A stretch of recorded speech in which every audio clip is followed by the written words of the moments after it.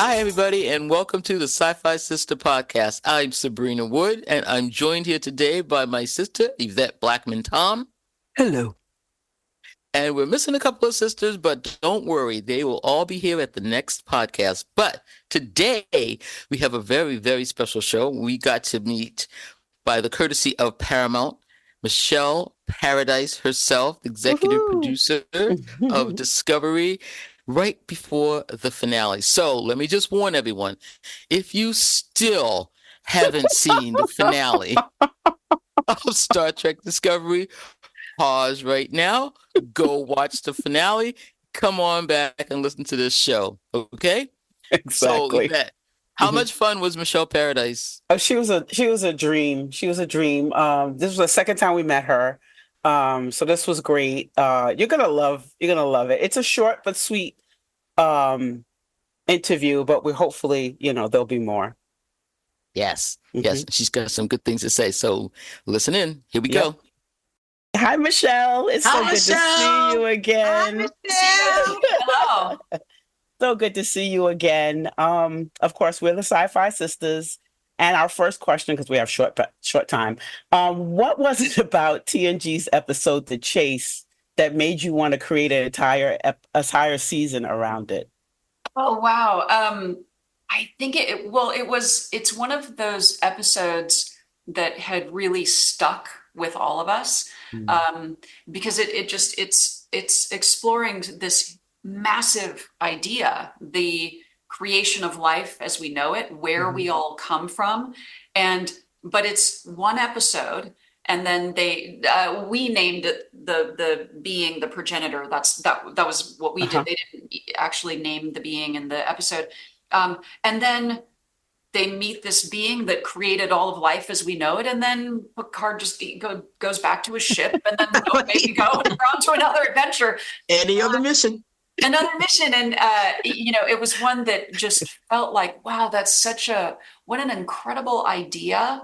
And like thematically, there's so much to explore there that it felt like, well, in a season where we are exploring purpose and meaning, where we come from is such a huge question. And for Burnham, looking at where am I going? What is my meaning? What is my purpose? To kind of circle back to here's where we come from, felt like it just felt organic and a really wonderful way to kind of explore some of those questions. Cool. Because I totally I remembered it, but it was like, ooh, wow, Yeah. They weren't ready. That was a deep cut right there. That's one of my favorites, though. That's one of my favorite episodes, but no one ever talks about it. Yeah. Right. And Jonathan Frakes directed it. Yes, he sure. Well, what didn't he direct? I know. Which I didn't remember at the time. I actually forgot until we were well into the 5th season. And then we arranged for him to direct episode 9, and then realized, oh my gosh, he directed the episode that we're kind of using. Beautiful bookend. Yes, definitely. And Picard called himself an anthropologist. That was his thing on the side, and it was just forgotten, like you said. Yeah. Yeah. Yep. Why? Yep. My next question is, what can you tell us about the plans for Owo and Detmer this season? Were there storylines casualties of the cancellation? Because as Sci-Fi says, those are our two of our favorite characters. Yeah, we love them. No, there were some scheduling challenges with the two of them, and they were both working on some other projects. And so for us in the beginning of the season, it was a question of, okay, how do we, knowing that we are limited with these two actors that we love, how can we best use them when we do have them? And then how can we kind of keep them alive when we don't? And so we were looking at, how do we write them away from the bridge because we don't have the actors, but still find a way to do justice to the characters and not just like, because we love them. We didn't want it to just be like, and we've got new bridge crew people. Yeah, right.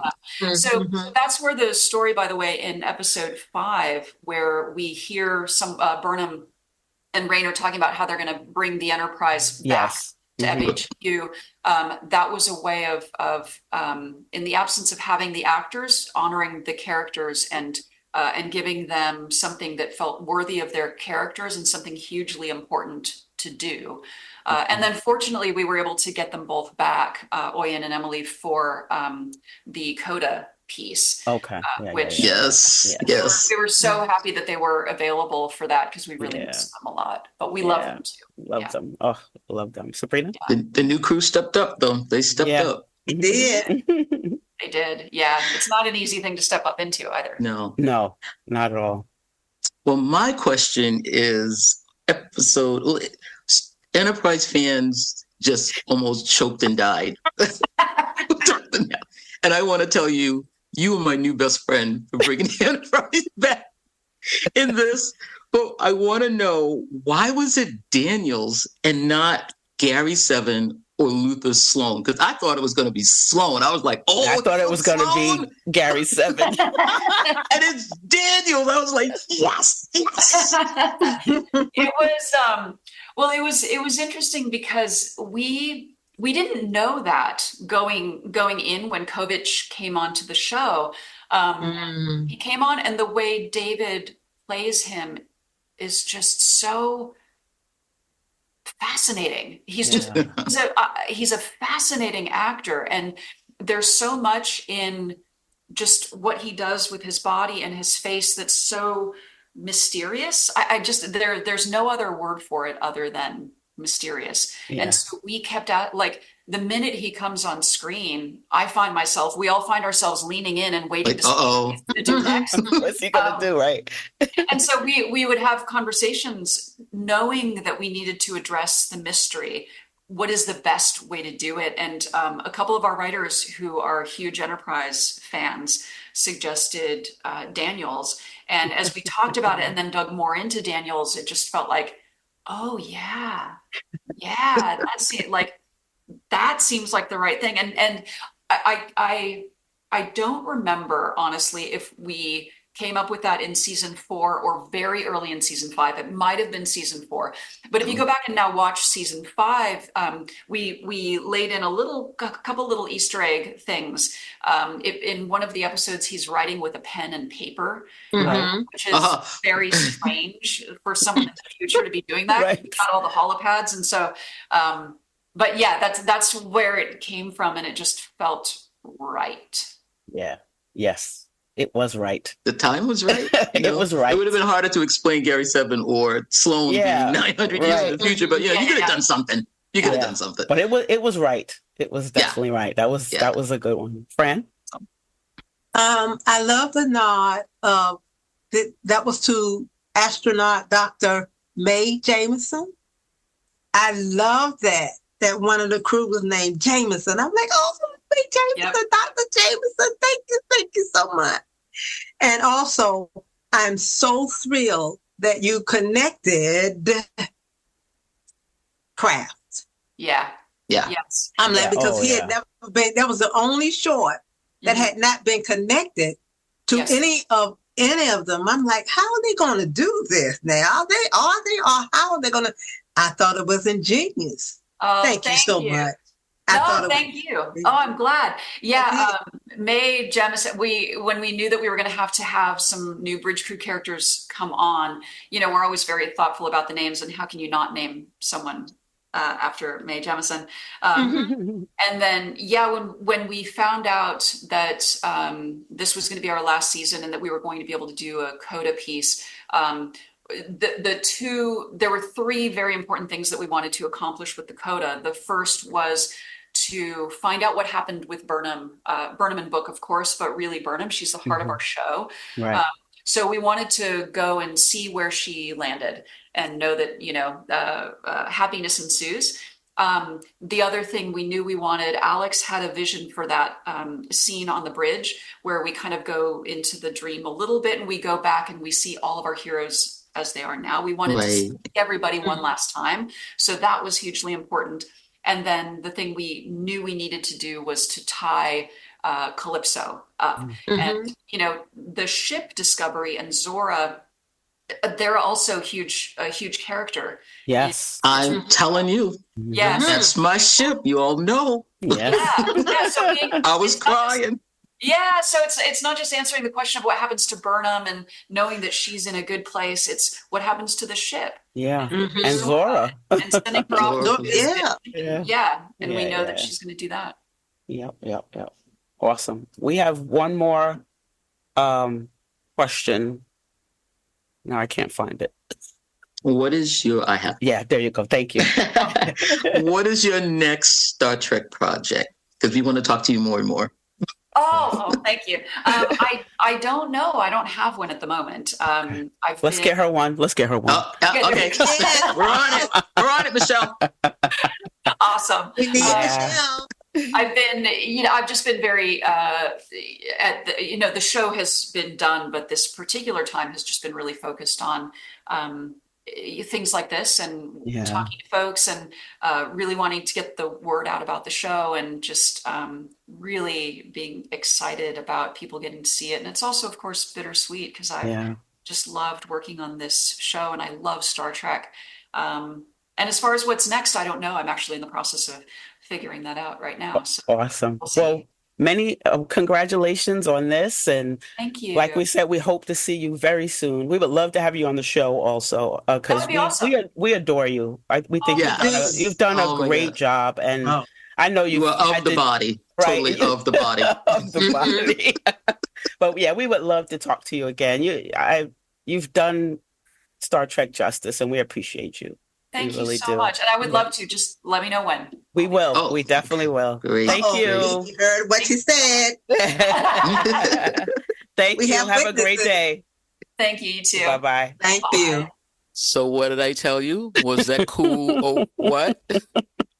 She was really, really happy to see us, which always makes my heart jump because I'm like, we don't know these people from Adam, and they're really when they hear that we're gonna come and interview them, they generally get happy. to see I us, know. which It's I not like they're love. like, oh, okay, here's the Right? next one. And they're there all day. Yes. This was like a tour of I don't know what, because this poor woman must have been on that thing all talking day to the long, same right?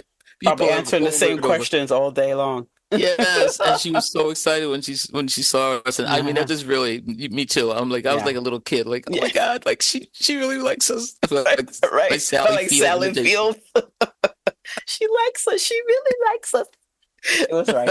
It was awesome. It was So awesome. the day didn't even end with that. We also got to talk to the amazing Doug Jones, and I am a total Saru fan. I am a total, everything he's ever done fan. Mhm. So Yeah. get ready to listen to one of our happiest moments talking to the incredible Doug Jones. Yes, that was a lot of fun. There you go. How are you ladies doing today? We are great. We're good. We're good. It's so good to see you again, Doug. You too, love. Hi. Hi. So we're gonna have a lot of fun. Although we're very sad to see our favorite Saru. What do we call it? Saruisms? All our Saruiness. Saruness. All our Saruness. Saruness. There was a lot of Saruness going on in this episode. It sure was. So my question is, what do you hope Trek fans will be talking about Discovery when we are celebrating the 25-year anniversary while we're on the cruise? Because we will be on the cruise. Okay. No, I would like to know that the fans have loved our show and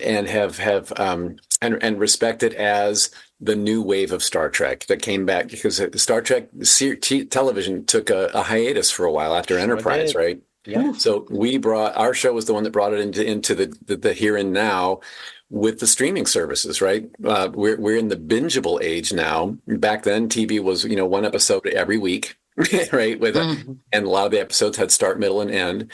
And ours is an overall arcing storyline that you want to binge. So we were the fresh out of the gates with that, and we were the series that helped spawn more Star Trek in the here and now. with Strange New Worlds, after season 2 with Captain Pike being such a successful character on our show, and the Spock storyline and Rebecca Romaine as number 1. It was lovely to see them spin off and start a show that the fans are crazy about. Mm-hmm. Love that. Love that we could be there to help that happen. Yes. You were the flagship. That's right. That's right. The flagship of New Trek. But I want to stick with the Saru-ness because listen, this was something else. And now I love all of your works. I have seen it all, and I'm still ready to fight to the death anybody about Shape of Water. That is like one of the greatest movies ever. Bless you. Thank you. Oh my God. So, but after 5 years of playing Saru and all that Saru-ness that has happened in the 5 years, has this affected your acting or changed your personality? Have you added any Saru-ness to Dougness? Oh, that's a great, thank you for that. Yes. I'm going to say yes, because Saru is such a refined gentleman, and that is how I want to be in my real life. And but also Saru started in season 1 with an undercurrent of fear, constant fear, that he had to overcome, and he had to push through to find his sense of duty and his task for the day, right? Well, in season 2, when I went through Viharai and his threat ganglia got infected and kind of like, blah, and finally fell out, they were replaced with quills that could shoot poison darts. Okay, that is action, Saru. Come on now, that's a metamorphosis that I would love all of us to go through, where we can find our strength and our courage and our confidence. Right? I love that whole arc for Saru, but he's remained a gentleman, even though he's superhuman now, but he's remained a gentleman through it all. That's a Saru-ness that I never want to lose. I love that. I love that. Sabrina, it's you again. Yes. So to follow up with that, when you're looking at these parts, is there something in a part where you're going to take on like full body change, where you're going to say yes to a character or no to a character? For example, would you have said yes to Predator?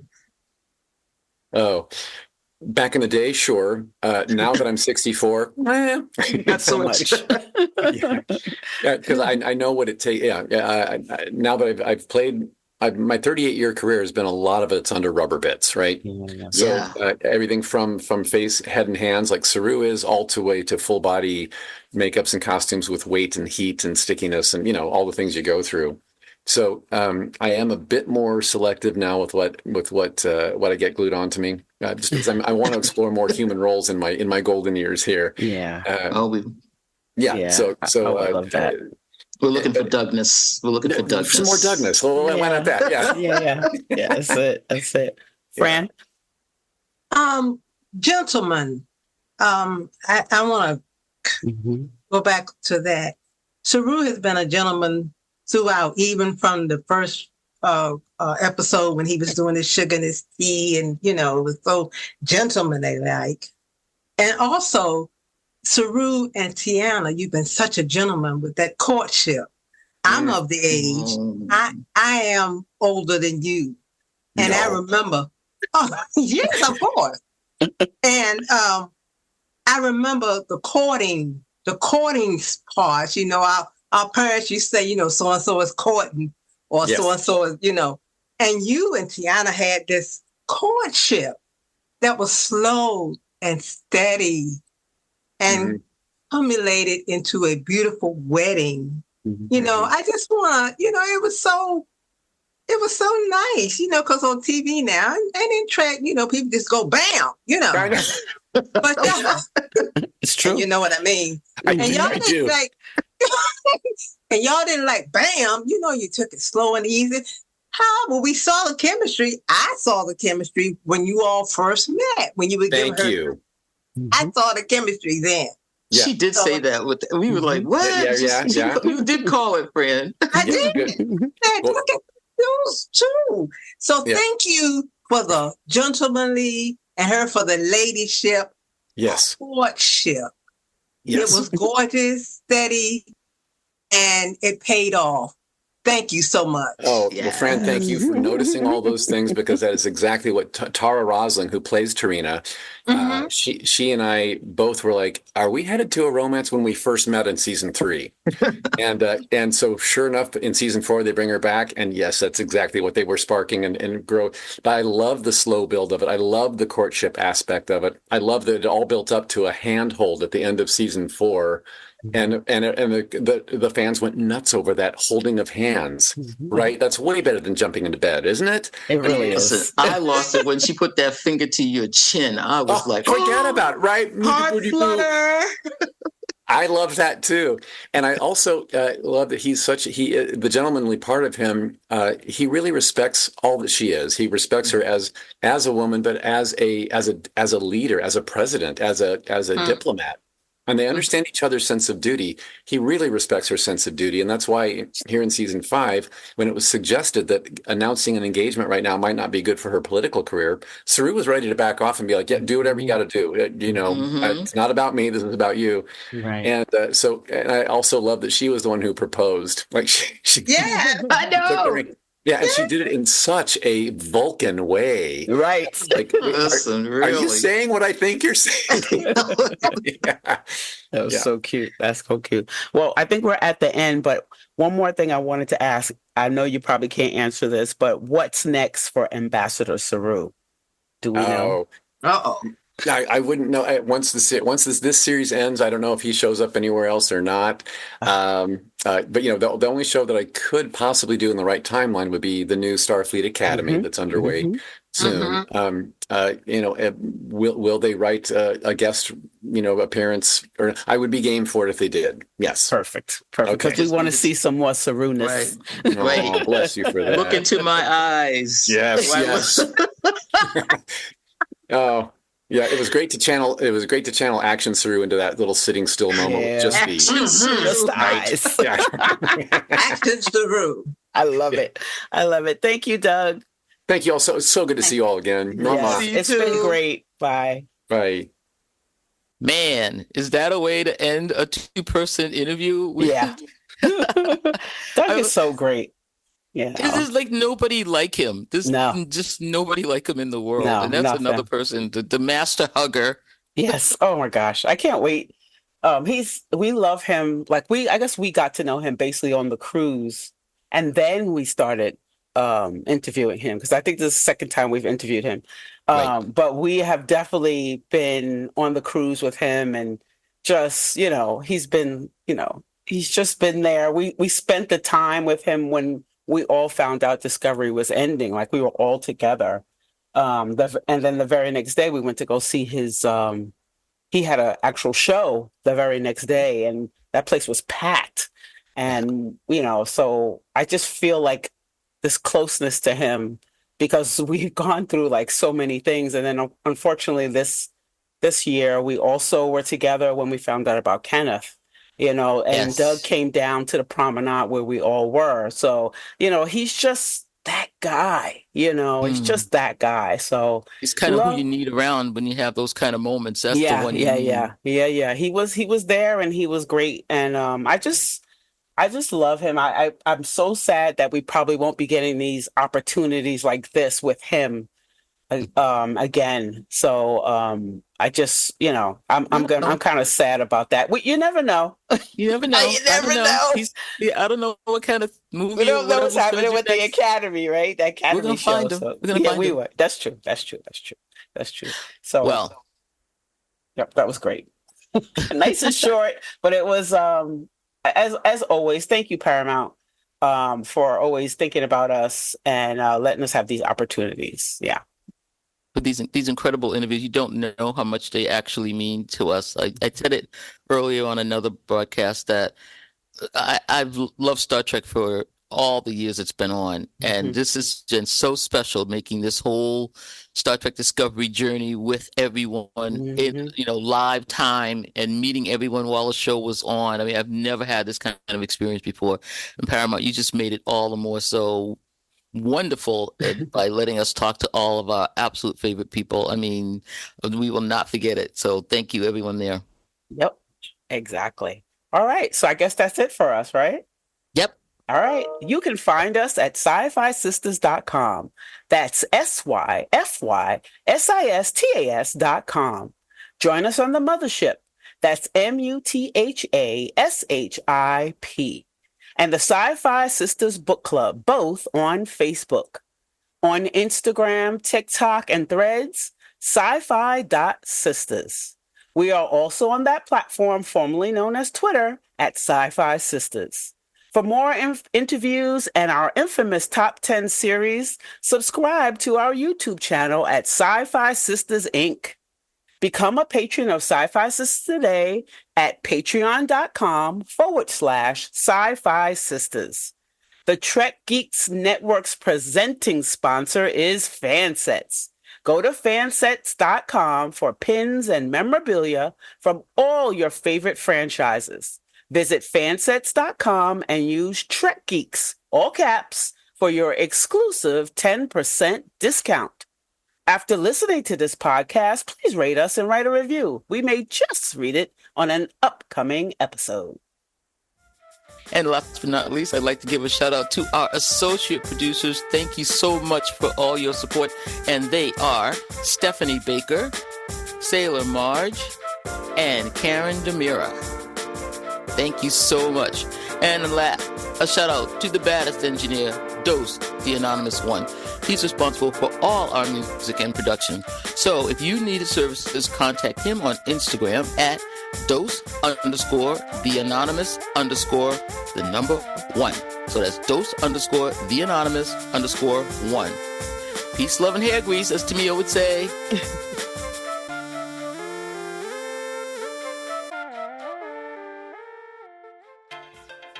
On this episode, we'd like to give a shout out to Ann Bradley, Bernadette Garcia Galvez, Bill Erickson, David A. Gregory, Domestic, Jeffrey Cochran, J.R. Poole, Kathy D., Kendra Stranad, Kilt Check, L.J., Muhammad Noor, Oldecline, Olga K.R., Peter Hessler, Rhonda G., Scott Jensen, Sue K., Tara Jefferson, Zakia Graham, Anna Post, Bruce McMillan, Cassandra Gerard, Dafid Boston, L.M., Eve England, Howard Hogan, Jamal Taylor, Kalia